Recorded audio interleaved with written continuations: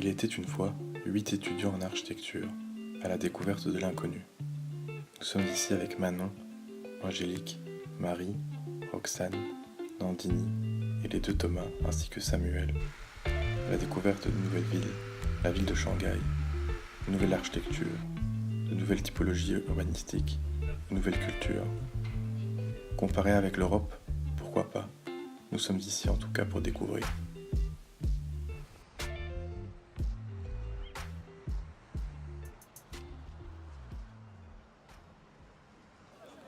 À ses origines, Shanghai était un petit village de pêche.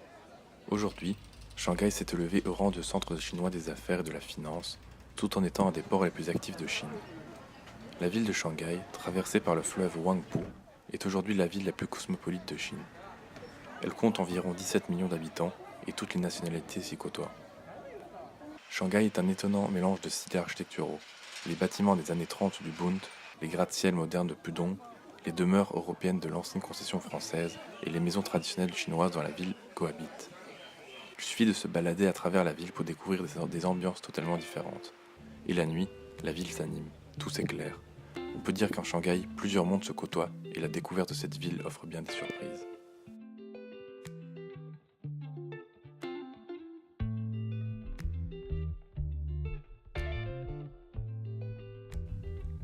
Brian City. Il s'agit d'un complexe résidentiel composé de 25 tours dans la partie nord de Shanghai. On se croirait dans une autre dimension, la ville du futur. Des immeubles, identiques, à perte de vue dans une ambiance calme et paisible. Sur les lieux, nous avons pu observer une chouette ambiance. Des personnes âgées qui observent le lac sur un banc promènent leurs petits-enfants. Des enfants qui jouent à la plaine de jeu. Des couples et leur animal de compagnie. Quartier résidentiel très calme, mais la question est-ce vraiment agréable de vivre dans de tels immeubles avec tant de personnes? Est-ce le futur pour Shanghai et pour la Chine?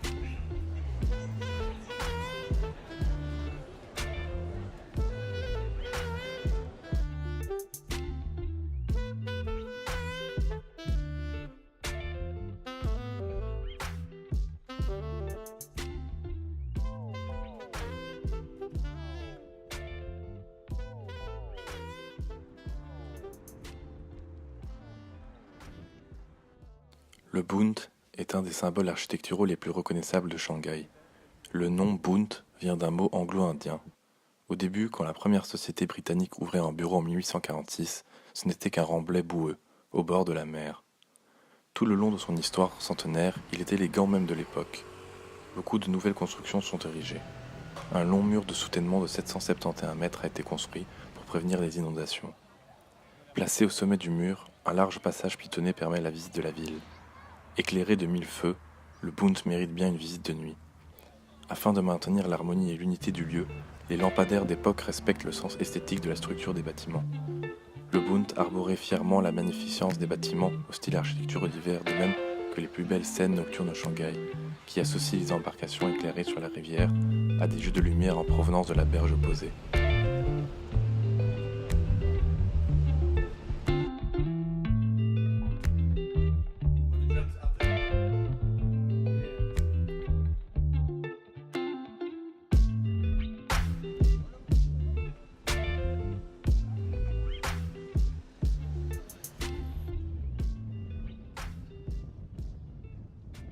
Les shikumen sont donc les maisons traditionnelles qui sont apparues au début du XXe siècle à Shanghai. À l'époque, on pouvait décompter pas loin de 9000 shikumen. Et aujourd'hui, la plupart ont été détruits pour être remplacés par les habitations plus modernes. En se promenant dans les Lilong de Shanghai, le labyrinthe de petites ruelles reliant les shikumen, on ressent encore l'atmosphère de l'époque. Même si leur construction a été arrêtée en 1949, les shikumen restent des maisons standards de l'ancienne population shanghaïenne.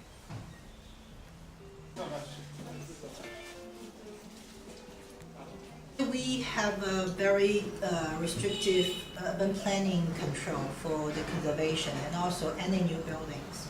So the urban planning bureau, they control the new building improvements and also the modification and improvement of the whole city built area. And such conservation area will be added to the list through time and through people's requests, but they have every 5 years to renew the list and to reconsider some changes of the site. In the past years, the expansion of historical building to historical area and also the historical featured streets has been listed as well. And then they expand this high value historical area to the normal value historical area and enlarged area. And that also creates conflicts between the conservation part to the already existing contract with the urban developers. When urban developer already get this land with some building stocks on the land, their initial plan was to totally destroy that. But after this expansion of the historical area, they need to reconsider their plan and to fulfill this requirement from the conservation plan. So I think we are in a way to progress in a more wider way to understand historical urban landscape. Donc une chose moi que j'ai appris, que j'ai fort appris en tant qu'Européen, urbaniste européen, ce qui m'a fait remarquer, c'est la relation au patrimoine, qui est tout à fait différente ici en Chine. Autant chez nous, en Europe, on est très attaché pour un bâtiment à la pierre, à l'élément construit, et on le protège et on ne peut pas y toucher, et si ça commence à tomber en ruine, mais on le garde, on préfère une belle ruine que de le reconstruire. Donc ça, c'est cette importance-là. Tandis qu'en Chine, la pierre, le bâtiment lui-même n'a pas autant d'importance. Ce qui compte, c'est le site et le symbole qu'il représente. Et surtout, ce qui compte, c'est que plus un temple ou un bâtiment a été démoli et reconstruit, plus il a une valeur. Parce qu'en fait, ce qui compte, c'est la transmission du savoir-faire, des techniques de construction. Et c'est ça le patrimoine, en fait.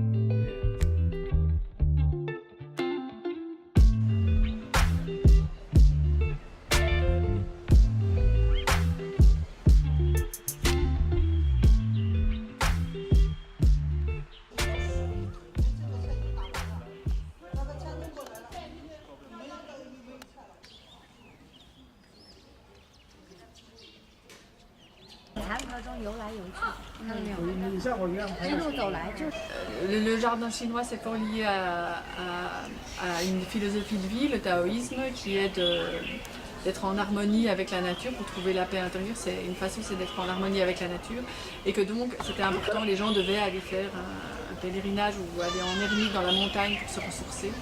Et donc à un moment, des empereurs et tout ont décidé d'amener plutôt la nature à la ville et de recréer un espace de nature. Mais c'est vraiment une chambre dans la ville. C'est d'ailleurs délimité par les murs. Ça se fait vraiment comme une pièce dans la ville. Il y a toujours dans le jardin une importance de composition et d'équilibre entre 4 éléments, l'air, l'eau, la pierre et la végétation. Et s'ajoute aussi un équilibre de ces 4 choses-là avec un élément bâti. Il y a toujours un pavillon, un mur, un élément d'architecture qui fait rappeler qu'on n'est pas complètement dans la nature, mais qu'il y a une espèce d'harmonie entre la nature et l'architecture et l'humain. Donc voilà, ça c'est, je pense, et que chaque chose est symbolique, chaque arbre, chaque essence, chaque élément, et chaque vue, fenêtre est cadrée et a un nom souvent lié à l'époque par exemple où c'est la plus beau moment pour observer.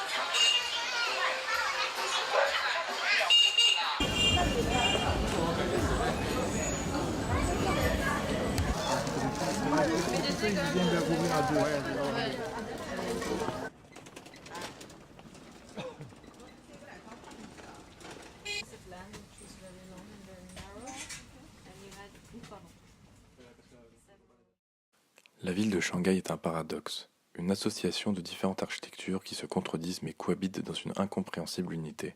Il n'y a aucune transition. On est plongé dans 2 univers, 2 ambiances complètement différentes d'un bout à l'autre d'une rue. On s'arrête pour flâner, observer, admirer et essayer de comprendre. C'est un tour de manège plein de rebondissements à ne pas manquer.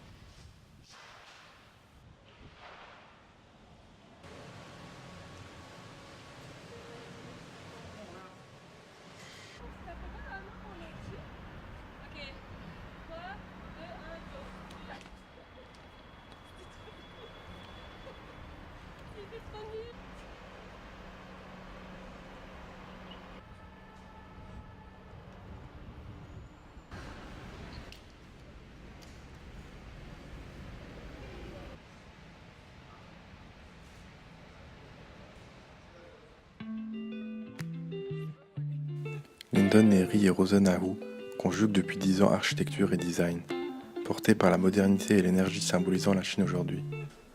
En annonçant d'emblée qu'ils sont tous deux aux antipodes du feng shui, mais chinois, autrement en jouant par exemple sur les interactions entre l'espace public et l'espace privé, à l'image des Shanghaïens qui font sécher leur linge à même les rues. À la tête d'une agence effervescente recoupant pas moins d'une centaine de personnes, les architectes et designers les plus en vue de Shanghai signent simultanément des contrats aux 4 coins du globe.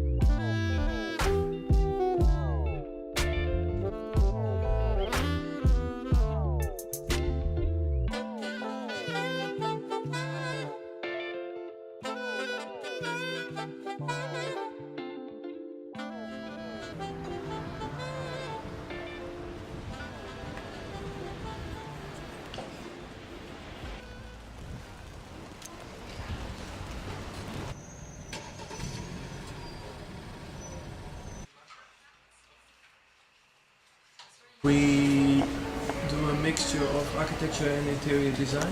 We kind of grew not through architecture but through interior design. that has a little bit to do with like how China works. So especially how China worked in 2006. In 2006, Chinese clients love to have international architects, but they had to be kind of like famous and big, and we were obviously not big and not famous and didn't like to pretend that we did, that we were. So rather than going into the path of like making quick plans for all the architecture developments that were out there, we started to work in interior design, which meant that we could actually control what we made. Because in China, many times it is so that, especially in the earlier days, it's changing now a little bit. It used to be so that foreign architects were asked to do concept design, and then after concept design produce a nice rendering, and then their services were no longer required. Because the organization in China is so that you need the local design institute to follow through on your drawings, to be responsible for it. And generally clients didn't want to pay to have foreign architects follow up with them. We were not so attracted by the model, so that's why we started interior design, because we could build ourselves, we could talk to the builders, we could correct what we had to do, and we didn't have all the process around it, so it was much more direct for us to build things. And from there we grew into design, and then bigger, and then we grew back into architecture through resorts. We also just came back the day before yesterday. Maybe 1.5, 2 weeks. 2 weeks. It's things. How is it possible then to No, it's have a not. real... It's not possible. Well, yeah, But you can, of course, in 2 weeks you can offer, let's say, a vision on something. But to develop something, of course, it takes as much time as it takes in Europe. the idea itself for the first presentation goes quite fast. And how I think you learn to make decisions faster. Also, I think trusting your gut feeling in the beginning.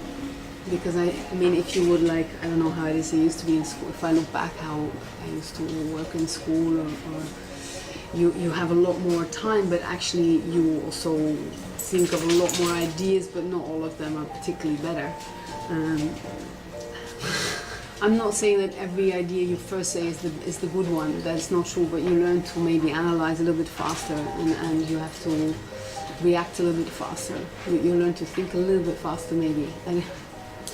But then the actual working on it takes time. La différence de culture s'est donc fait sentir dans les rues, les transports et jusque dans les bureaux d'architecture visités. Les interactions avec les habitants se font à travers des regards curieux autour de nos travaux et de notre intérêt à l'environnement. Les espaces publics ne sont pas exploités à leur juste valeur. Ils ne servent en grande partie qu'à un passage entre deux boulevards. Il est des plus surprenants de passer de rues sinueuses à des axes où la verticalité n'a que limite que les nuages. Malgré cela, l'intégration à la ville se fait naturellement. Nous sommes engloutis par la masse humaine et déambulons à travers une ville où tout va vite, où tout n'est que temporaire. Cette sensation de différence est aussi présente dans le monde du travail. La comparaison entre un bureau international, européen ou chinois est peut-être intéressante. La multiculturalité du premier y amène une grande diversité des pensées architecturales, ainsi qu'à des projets des plus différents. Le monde chinois est fait de travail et d'opportunités. Mais à l'instar de cet urbanisme en constante évolution, il faut savoir tenir le rythme pour ne pas être complètement dépassé par la pression sociale. 为我们建了一个很好的平台。